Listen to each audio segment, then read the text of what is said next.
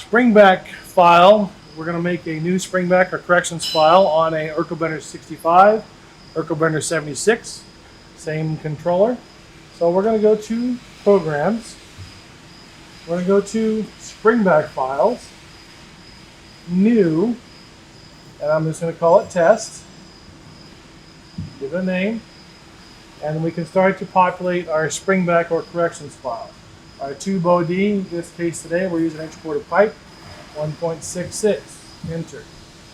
Tube thickness, we're going to do schedule 40, 140. Bend radius, our die is 3 inches. Now for our Springback corrections, for automatic corrections, we ask you bend 2 angles, a 120 and a 20. So that's what it's going to say, C-axis deep angle here, C-axis shallow angle here. So we're going to program a 120 first and then a 20. So our first parameter is the deep angle is 120 and our shallow is 20. What we're going to actually do is save this file right now, come back to it in a minute, because we're going to make some test bends, a 20 and a 120 test bend, and actually see what they produce before we finish our Springback corrections file. So we're going to save this right now, and we're going to come back to it. So I'm going to make a new Polar file with a 20 and a 120. So I'm going to go to Polar. I'm just going to go New, and I'm going to call it Test 1. Enter. My tools that we're going to use, we defined that already. We're going to use that R76 pipe die we used to set that up. Springback file, I'm not going to apply it yet. We don't have it completed yet.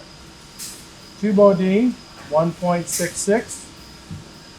Thickness, again, schedule 40. Tube length, I cut this piece at 52 inches. We have to watch the travel of the Y, the carriage, during our 120 bend to see how much that material is elongating. So we're going to finish the program here, a YBC. So my first length, I'm going to put at 8 inches. Angle, 120. That's our test angle. Our radius is 3 inches. That's our former. I'm going to put 10 inches between them. No rotation between the bends. 20-degree bend angle. Radius again is our former of 3. And my last length, I'm just going to say at 5 inches. Save that. And graphically, you can see there's our 120, there's our 10 inches, there's our 20.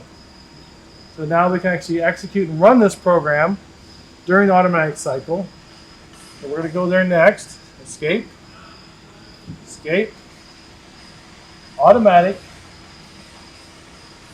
Program select. This is test 1. Select. Start auto. Again, you can confirm which program you're running by seeing the program selected right here, the tool set right there. We're running test 1, that's what we want to run. We have to watch the Y travel during our 120 bend. I want to know how much that carriage is moving arc length with that bend to get the proper corrections for our distance between bends. So I'm going to go to display axes, and here on the automatic cycle I can see the position of all the axes.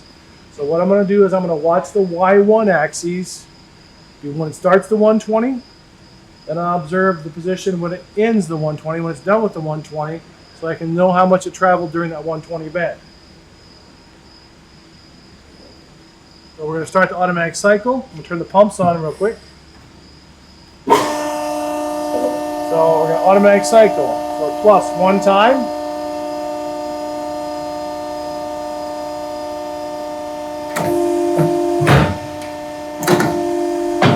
Draw the material back. Hang on it.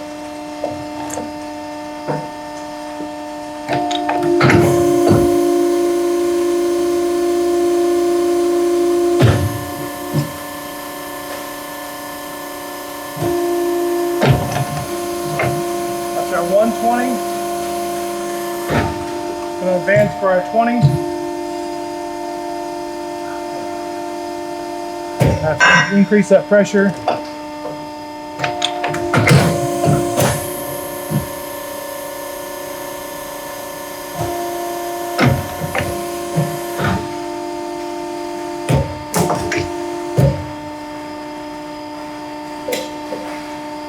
we can stop auto here.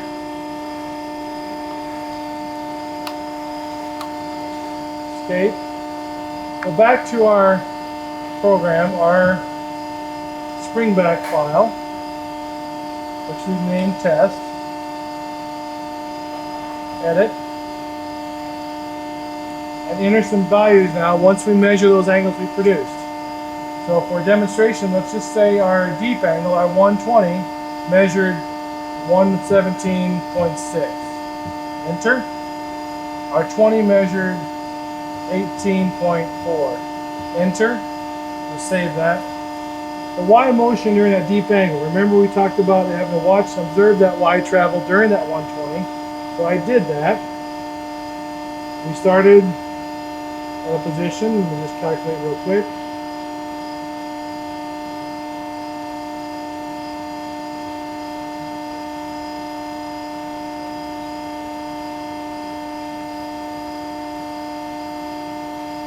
So it moves 5.9 inches. And you put 5.9 here. Save. Calc coefficient. Save that again. Important here to note, even though our former is marked at 3 inches, based on the data we've told it, it's actually produced in 3.02, which is not uncommon. The material wants to grow and escape that tool. It's trying to expand, get out of there, so it's producing a little larger radius than normal. So now our Springback file is complete. I'm going to show you how to apply it to your Polar file. So we're going to go back to our Polar file, our test 1 file, and show you the corrections. So our test 1 is here. Edit. I'm going to apply the Springback file. Test. Save that. I'm going to go to my corrections tab. Right now it's all zeros. There's no correction applied. I'm going to hit Springback Calc, Calc All, Save. That's going to apply corrections. So we know our first bend in this case is a 120. So our degree of bend, this field, DOB, degree of bend correction for our 120, it's actually 2.42 degrees. It's going to overbend that amount to yield our 120. For our 20, it's going to overbend 1.6. So automatically it's applying corrections for any angle we want, 0 to 180, based on our Springback findings, our Springback calculation. So the numbers here on your Springback file should always be very low negative numbers. The first column, DBB, is distance between bends. The next column is degree of bend. The yellow fields here are editable fields, which you can edit if you need to, as another secondary way to edit your Springback file. But most commonly, you're going to edit the Springback file intact and then apply the corrections this way.